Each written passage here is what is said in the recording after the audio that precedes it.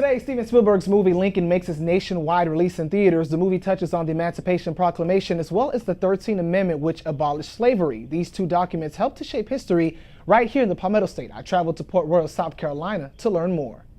We were trying to determine which one of these four pictures is my great-grandfather.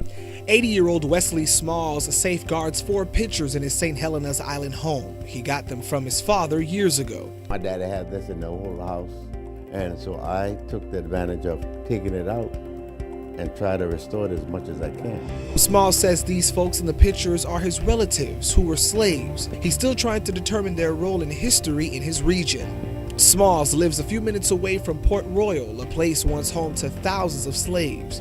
Dr. Stephen Weiss is the Paris Island Museum Director. The center houses plenty of information on the history of Port Royal.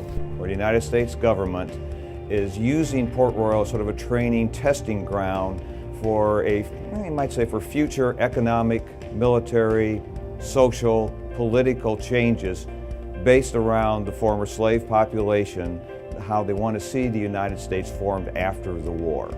Months after South Carolina seceded from the Union, federal ships from the north surrounded the island, blocking off the port.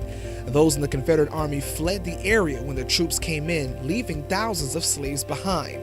And these troops knew something needed to be done to help the slaves who were left at Port Royal.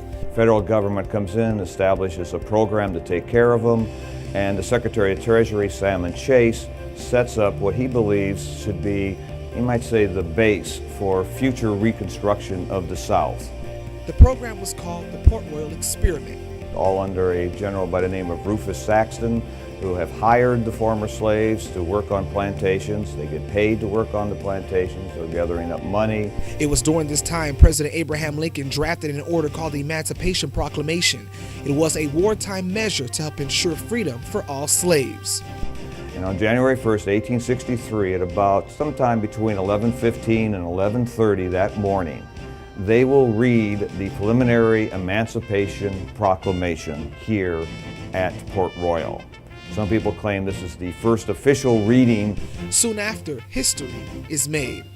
The Emancipation Proclamation motivated many slaves in Beaufort County to want to fight for the federal government. It's here in Port Royal that many historians say the first black regiment was born.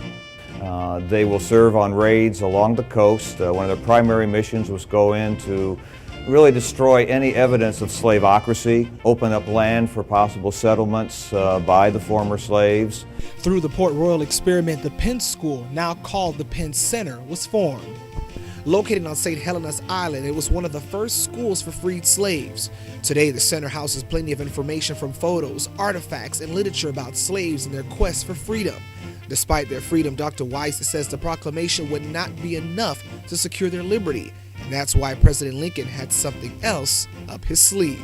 The Emancipation Proclamation is just that. It is a war document.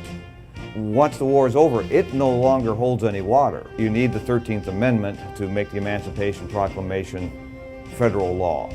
For folks like Smalls, he says he's just happy to be living in the land of freedom.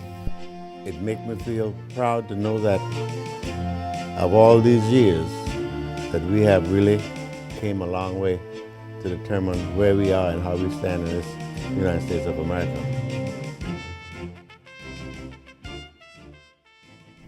And according to Dr. Weiss, the first black regiment went on to serve in several campaigns, including in the Civil War. They operated primarily between Jacksonville, Florida, and Charleston, South Carolina.